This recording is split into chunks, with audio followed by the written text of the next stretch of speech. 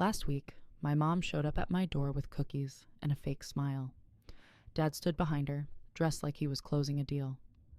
My sister Madison barely looked up from her phone. They weren't there to visit. They were there for my $3 million inheritance. And I was about to destroy their plan. The doorbell rang at 2 p.m. sharp. Mom's voice was sugary sweet. "We've missed you, Virginia."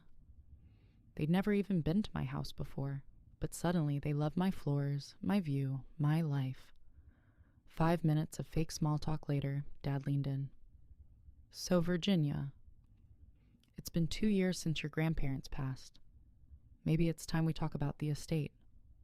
There it was. The real reason. They thought I'd split the inheritance. They didn't know the truth. The house was mine, locked tight in a trust they could never touch. See, my grandparents raised me, not Mom, not Dad. When I was 15, they shipped me off, said I'd be better off. My grandparents became my real family. Before they passed, they made sure I'd be protected.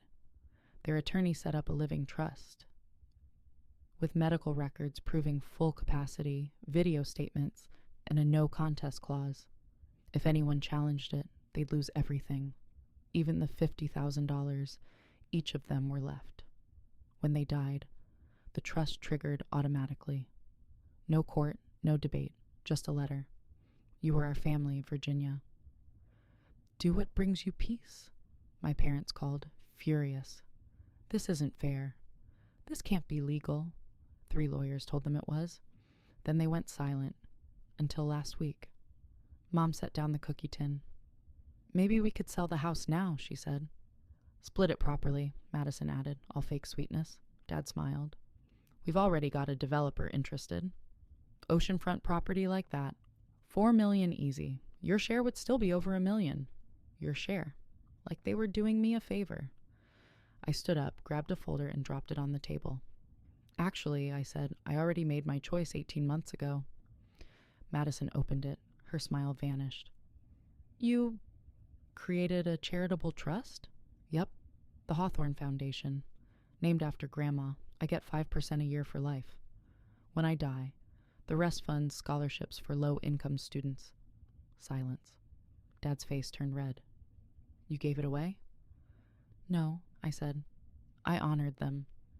And I protected it. From you," Mom's eyes watered. "But we're family." "No," I said. "Family shows up when there's no money involved." Madison slammed the folder shut. "You can't do this." "I already did." Dad shouted, "We'll sue." "Go ahead," I said. "You've already lost 3 times. And this trust, it's irrevocable." He went pale. "You'll regret this."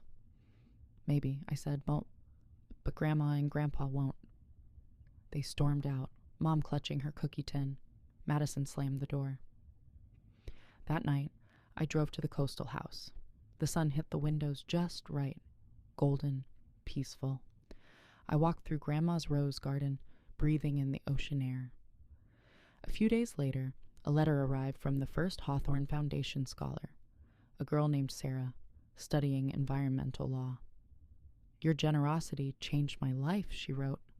"I'm the first in my family to go to college," I cried, "because that's what justice looks like. Not revenge, not payback, just peace. My parents can scream, hire lawyers, post online. Doesn't matter. The trust is airtight. The legacy is safe.